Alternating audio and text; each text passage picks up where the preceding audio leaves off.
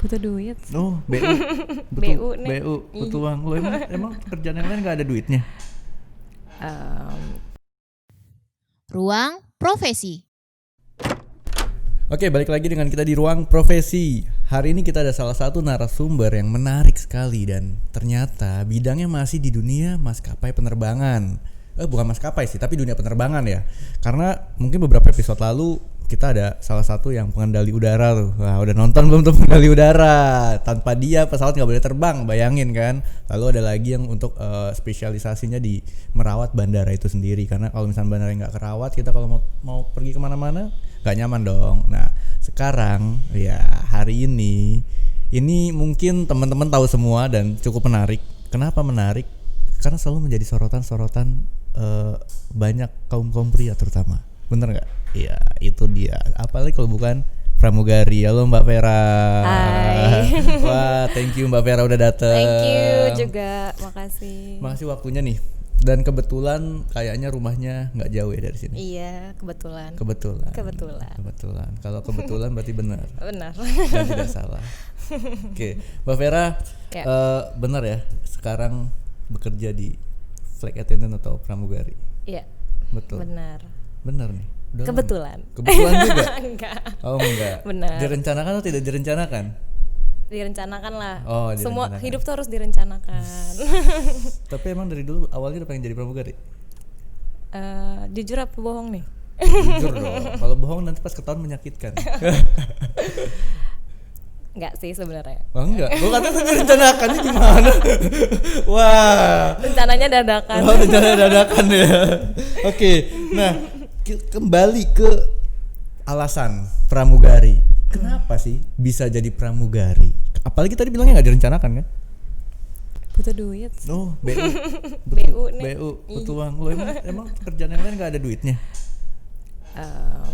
Ya ada sih, cuman kan kalau misalkan pramugari itu kebetulan waktu itu juga lagi coba tesnya ke situ dan langsung dapet juga kan. Ya udah dijalanin aja yang ada gitu. Jadi memang awalnya ikut tes dan gitu.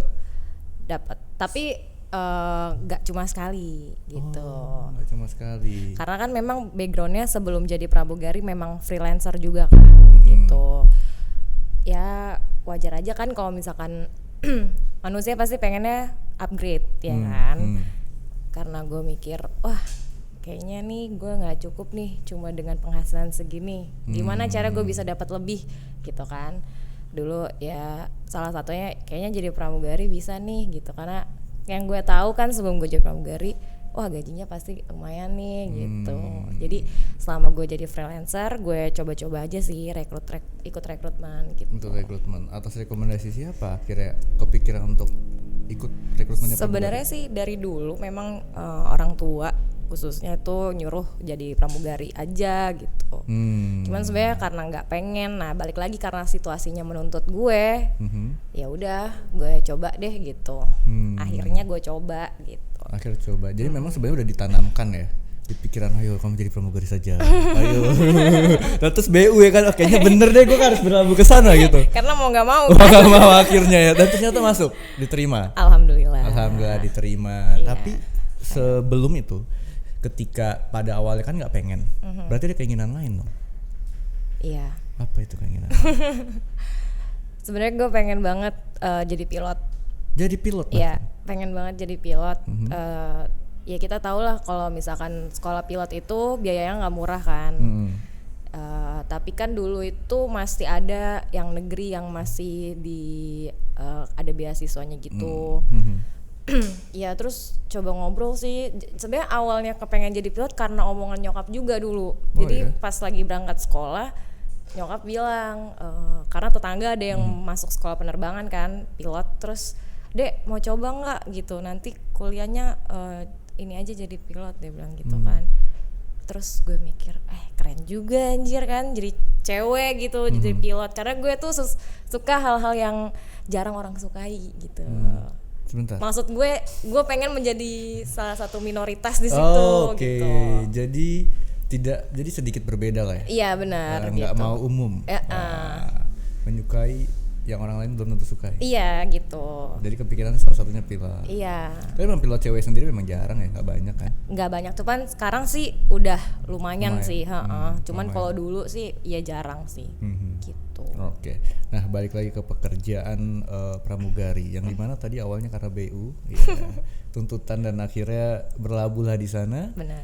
Itu prosesnya panjang nggak sih untuk menjadi seorang pramugari dari proses tes sampai akhirnya bisa terbang?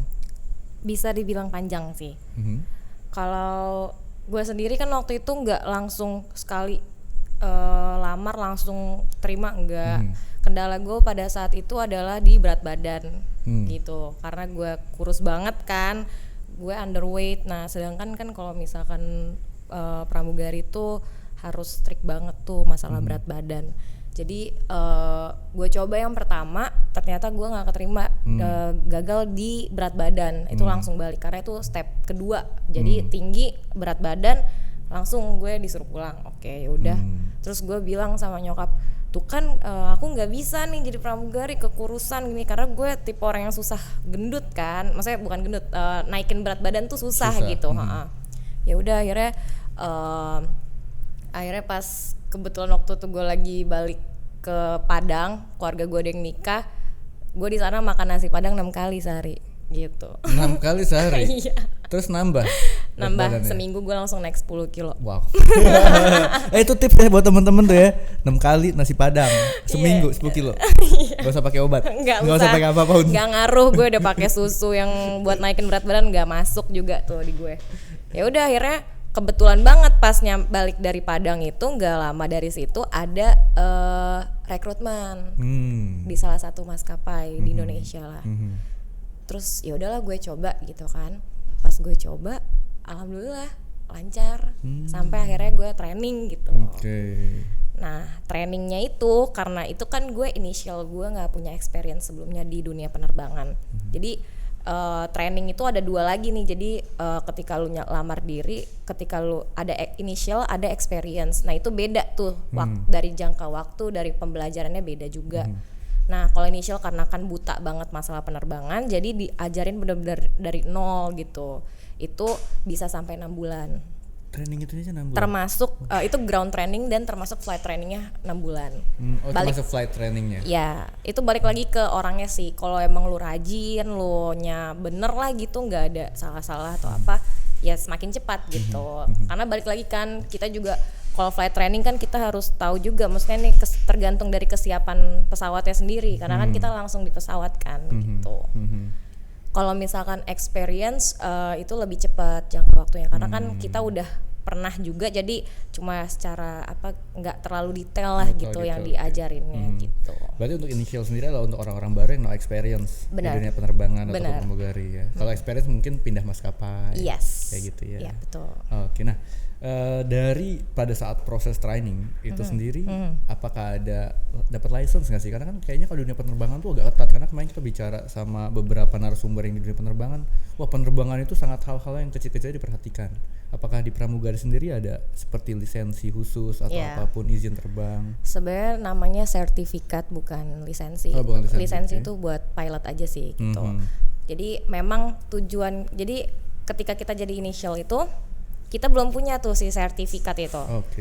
Pas kita training juga ada tahapannya lagi. Flight training tuh ada tahapannya lagi, lu training sama perusahaannya, sama abis itu training lagi sama dari dinas perhubungannya langsung. Nah untuk dapetin sertifikatnya itu lu akan dicek langsung sama orang perhubungan, karena yang mengeluarkan si sertifikat itu adalah orang perhubungan. Iya, itu berbentuk buku sih, kayak buku putih gitu. Untuk ngambil rating pesawatnya gitu. Jadi nanti terlist lah di situ lu training pesawat apa, misalkan Airbus atau Boeing atau lain-lain kayak gitu. Nah setelah buku putih itu jadi milik lo gitu, biarpun lo udah resign dari perusahaan itu buku tetap punya lo gitu. Jadi itu modal lo untuk masuk ke maskapai lain sebagai experience crew gitu.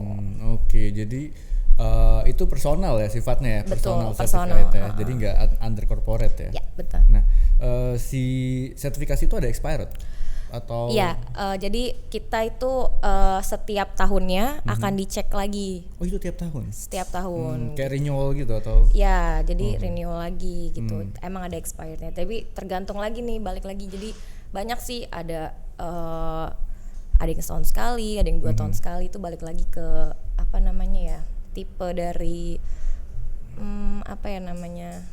trainingnya gitu, tipe dari trainingnya. Nah yang di training sendiri ada apa aja di sana? Pada gambar umumnya aja lah ya. Yang pasti nih, kalau misalkan lo jadi pramugari atau pramugara cabin crew lah ya, lo itu akan menjadi seseorang yang harus nguasain profesi orang lain yang ada di ground, karena di atas pesawat itu cuma ada lo yang diandalkan hanya cabin crew gitu. Jadi lu harus bisa jadi dokter, lu harus bisa jadi security, ya kan? Lu harus bisa servis juga gitu. Jadi kita diajarin gimana cara kita nanganin ketika ada orang sakit, kayak gitu-gitu. Terus kalau misalkan security-nya kayak misalkan ada orang yang berbuat onar, itu kita harus kayak gimana? Kayak gitu sih. Trainingnya kayak gitu. Terus apa aja sih barang-barang yang boleh dibawa, karena ada dangerous good juga, itu juga salah satunya yang kita pelajarin gitu. Terus ya pasti ke safety juga sih, safety-nya juga itu yang paling penting yang kita diajarin. Oke, jadi ternyata pekerjaannya tidak mudah ya? Gak mudah, say. Gak mudah, say. Pusing. Padahal gue kan gak mau, gue disuruh kuliah gitu sebelumnya. Gue gak mau, gue bilang aduh enggak deh, gue bilang daripada gue nanti kuliah cuma ngabisin duit orang tua gue, karena gue dari SMA udah bisa nyari duit gitu, udah mulai kerja lah gitu. Jadi kayak gue mikir udahlah gue langsung kerja aja gitu kan. Jadi gue bilang sama nyokap gue, udah nggak usah kuliah, gue bilang daripada gue kuliah tapi gue cabut-cabutan nggak bener gitu, mending ya udah gue cari kerja gitu kan, karena gue malas belajar lagi, nggak pengen belajar lagi. Taunya pas masuk pramugari belajar lagi. Dan lama loh, 6 bulan. Dan tiap tahun harus terus diasah gitu loh. Betul. Itu sih. Betul. Jadi memang ternyata wanita ini money oriented ya. Dari awal, dari mau masuk itu udah BU. Tapi hebat ya, dari awal SMA udah bisa nyari duit sendiri. Wah. Ya nggak banyak tapi lumayan buat jajan. Ya, lumayan buat jajan ya. Jadi kalau mau jajan yang lain-lain nggak perlu minta ya. Benar, karena nyokap itu ajarannya gue akuin salut banget. Gue sama nyokap gue, dia ngajarin anaknya semua itu mandiri dari kecil gitu. Makanya kenapa gue kayak gini, karena didikannya kayak gitu. Karena kayak gitu, oke. Nah kembali nih, tadi lu bilang lu nggak kuliah, sampai sekarang nggak kuliah? Atau nggak kuliah? Enggak. Dan lu bisa kerja jadi pramugari. Berarti profesi ini bisa dilamar oleh orang yang background masih lulusan SMA atau SMK dan STM kayak gitu dong? Bisa. Jadi biasanya sih di maskapai di Indonesia itu rata-rata itu cuma syaratnya itu SMA sederajat kayak gitu. Cuman kalau misalkan lu mau ngelamar di maskapai luar, itu ada beberapa yang memang harus S1 atau D4 ya. Kayak gitu.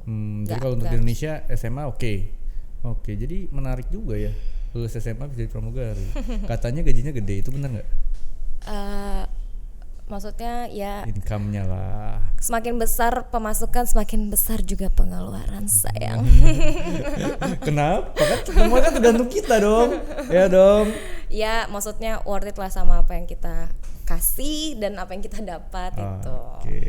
Tapi kalau dari sisi penghasilan, ada temen ya pernah cerita jadi pramugari itu atau jadi pilot event itu bukan masalah gajinya yang besar, tapi kayak jam terbangnya. Iya. Itu betul. Jadi memang gaji kita UMR gitu, cuman allowance-nya itu jadi tergantung dari terbangnya kita. Nah, allowance sendiri ada allowance apa aja? Ada jam terbang, ada uang sektor. Jadi setiap airlines tuh beda.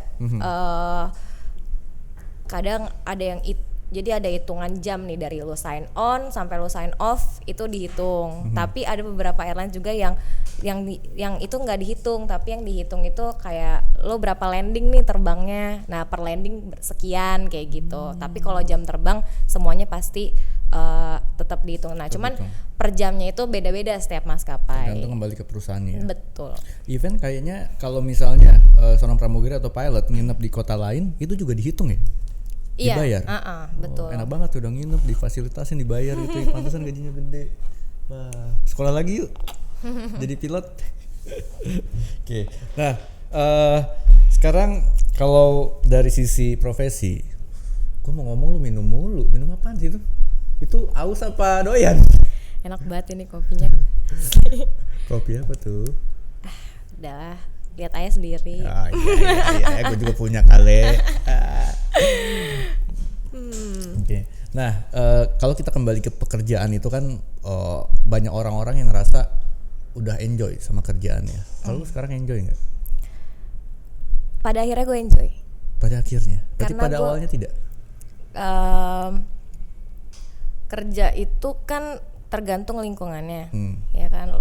Yang faktor nyaman lu tuh dinilai dari, maksudnya lu ngerasa nyaman gak nih kerja di sini tuh bisa dari berbagai faktor, dari lingkungan, teman kerja lu atau gimana gitu kan, dari segi gaji, benefit apa segala macam kayak gitu.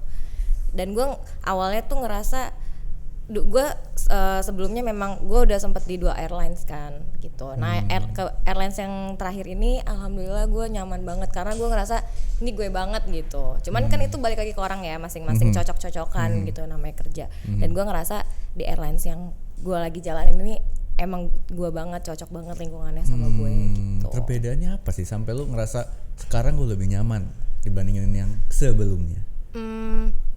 Intinya kalau yang airlines yang gue lagi jalan ini lebih fleksibel lah. Oke. Gitu. Lebih fleksibel dari sisi jadwal semuanya. Dan lebih transparan. Oke, transparan, bro. Ya, kan kalau kita bicara penerbangan ya, gue banyak temen juga, ada juga yang bilang, oh di satu maskapai itu schedule-nya gila, liburnya dikit.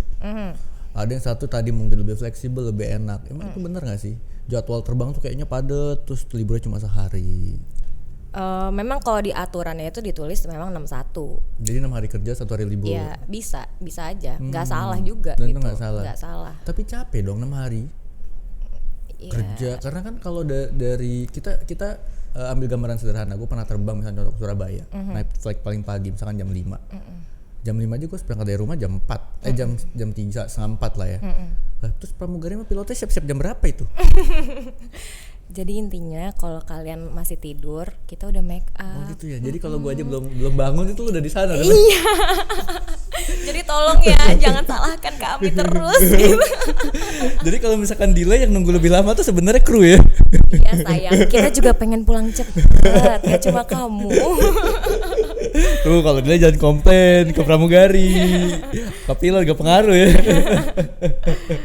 Ya, ada nggak sih dari kerjaan pramugari itu kan tadi salah satunya nggak orang tahu. Ya, yang orang tahu. Orang kalau pagi wah pramugari kru pilot tuh pasti udah jelas lebih pagi lagi. Terus ada nggak hal pekerjaan lain atau hal-hal lain yang orang tuh nggak tahu tentang pekerjaan pramugari? Baik yang enaknya atau yang nggak enaknya? Berat nih pertanyaannya. Nggak ada yang disuruh angkat, nggak ada yang berat, orang suruh jawab, mau suruh angkat. Kadang kan pramugari itu dipandang sebelah mata. Hanya seperti jadi pramugari itu gampang, cuma modal cantik aja gitu. Tapi enggak, otak lu juga dipakai. Enggak segampang itu, sayang. Aduh sorry ya. Jadi ke bawah suasana. Memang aura kru kita gitu. Gitu. Jadi, ya. Sedikit-sedikit bucin, sedikit-sedikit horor. Ya intinya pesan gue janganlah memandang, jangan cuma lu ngelihat yang buruknya aja gitu. Coba lihat yang sisi lainnya. Kita itu kayak misalkan gini, ada penumpang bilang, Mbak tolong angkatin barang saya. Terus sebenarnya kita itu nggak boleh ngangkat barang penumpang. Oh nggak boleh ya? Kita hanya dibolehkan untuk membantu. Oh membantu. Jadi kita bolehnya bareng-bareng ngangkatnya. Gitu. Itu yang banyak yang nggak tahu. Kadang penumpang tuh mikirnya pramugari tuh cuma kerjanya ngangkat-ngangkatin barang gitu. Ya Allah sedih banget, gunanya gue belajar tiap tahun gue dites gitu ya kan, cuma buat ngangkat barang. Hello. Iya, memang sih kalau kita baru naik pesawat kadang-kadang dibantu kan. Iya pasti. Sini kita bantu kan. Intinya kalau lu excuse baik ya kan, pramugari pasti akan baik juga gitu. Tapi kalau lu udah songong, lu merintah gitu, itu pasti lu ya jangan salahin pramugarinya lah. Karena memang ada beberapa yang tanggung jawab bukan tanggung jawab pramugari. Salah satunya mengangkat, hanya membantu ya. Hanya membantu ya. Hanya membantu. Tidak ngangkatin ya. Dan itu bukan pekerjaan wajib kita. Pekerjaan utama kita adalah buat menjaga keamanan lo. Gitu loh. Ketika lo ada emergency, itu gunanya kita gitu. Survivesnya di sana ya sebenarnya. Iya. Safety flight. Iya.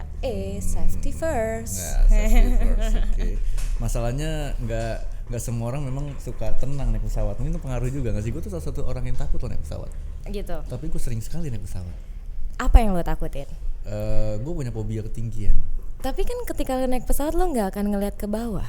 Betul. Tapi gue takut beneran. Jadi gue nggak pernah tidur di pesawat tuh tidur kecuali penerbangan internasional ya. Ya itu pasti lama dan tidur pesawat juga besar. Tapi kalau udah pesawatnya kelas-kelas yang domestik, jujur aja gue tuh nggak pernah tenang naik pesawat. Mau pramugarinya cakep ya kan, mau pramugarinya baik, gue tetep aja nggak tenang, keringet dingin tangan gue. Percayalah bahwa pesawat itu adalah kendaraan paling canggih di dunia. Paling canggih dan paling aman ya. Iya, itu memang kendaraan paling canggih di dunia dan kita ini pilot dan pramugari itu udah di training untuk segala macam hal yang akan terjadi gitu. Jadi percayalah. Oke. Percayalah. Gitu. Jadi percaya dulu aja ya. Percaya dan yakin. Oke. Nah, selama jadi pramugari pasti ada benefit yang lo dapetin dong. Selain income, ada nggak sih benefit lain yang akhirnya membuat lo ngerasa ini kerjaan enak juga nih, ini kerjaan asik juga, atau bahkan mungkin menjadi impian orang. Gue mau jadi pramugari itu bukan karena gajinya, tapi gue mau ngejar benefit lain. Ada nggak sih? Benefitnya ya, kalau menurut gue sih, ngerasa jadi kayak punya pengalaman baru ya. Kayak lu bisa ke kota ini, ke kota B, ke kota C gitu. Traveling lah ya. Ya sebenarnya itu bonus sih. Okay. Itu bukan hal yang bisa lu jadiin patokan ketika lu pengen jadi pramugari atau jadi pilot gitu. Nggak bisa jadi patokan berarti tidak selalu bisa jalan-jalan. Benar. Karena itu sebenarnya waktu istirahat kita di sana, bukan untuk waktu jalan-jalan. Iya, dan belum tentu juga di sana stay kan? Iya, benar. Gitu. Jadi kalau lu bisa jalan-jalan ya itu bonus gitu. Tapi setidaknya ketika lu landing di kota ini lu bisa nyobain makanan makanan khas daerah ini. Itu sih yang gue jadi pengalaman gue. Gue pernah lo nyobain makanan ini nih khas dari sini gitu. Terus kayak ketemu sama bermacam-macam orang yang culture-nya beda-beda gitu kan. Maksudnya dia dari daerah mana, ini orang ini seperti ini kayak gitu. Terus ya sedikit enggaknya kan kita juga tahu nih istilah bahasa mereka tuh apa sih, kayak gini, kayak gitu sih. Itu sih menurut gue. Tapi nggak boleh ya traveling itu jadiin patokan, itu hanya bonus aja. Bonus aja. Jangan kesana gitu. Dan kalau bekerja di kita bicara di kerjanya kan di udara ya, bukan di darat. Itu capek nggak sih? Karena ya yang kita tahu kan namanya kita datang, pramugari udah siap di sana, bantu ini service ya kan, selesai. Tapi di balik itu semua itu capek nggak sih? Dan dalam satu hari itu bisa berapa kali penerbangan? Sebenarnya kalau misalkan dibilang capek, karena kan dari segi oksigennya aja nih udaranya itu beda gitu. Kita kan kerjanya di ketinggian sekian gitu. Beda sama orang yang kerjanya di darat. Itu tuh udah beda. Tekanan udaranya kan beda gitu. Itu yang bikin kayak lu deh, coba lu kalau misalnya lu terbang Jakarta Surabaya tadi yang lu bilang, pasti lu ngerasa capek kan gitu badan lu. Even lu tidur pasti lu ngerasa kayak pegel banget ya, padahal cuma sejam gitu kan. Karena beda gitu. Terus maksimal kita kerja itu balik lagi ke jumlah pramugarinya, karena itu semua based on jumlah pramugarinya gitu. Maksimal sih 14 jam. 14 jam? Maksimal. Tapi bisa 14 jam? Bisa. Buset. Itu nanti di-adjust lagi dari jumlah pramugarinya gitu. Oke, itu kalau 14 jam itu biasanya international flight kali? Dapat gitu? Atau enggak sih, enggak harus. Domestik pun bisa 14 jam? Bisa, karena kan 14 jam itu maksud gue dari lo sign on sampai lo sign off. Oke. Sign on itu 1 jam 2 jam sebelum flight ya. Jadi kayak misalkan terbang itu bisa 4 landing, bisa 6 landing gitu. Kayak misalkan Denpasar Lombok itu kan cuma 45 menit. Nah, itu bisa sampai berapa kali kayak gitu. PP terus ya. Iya, betul.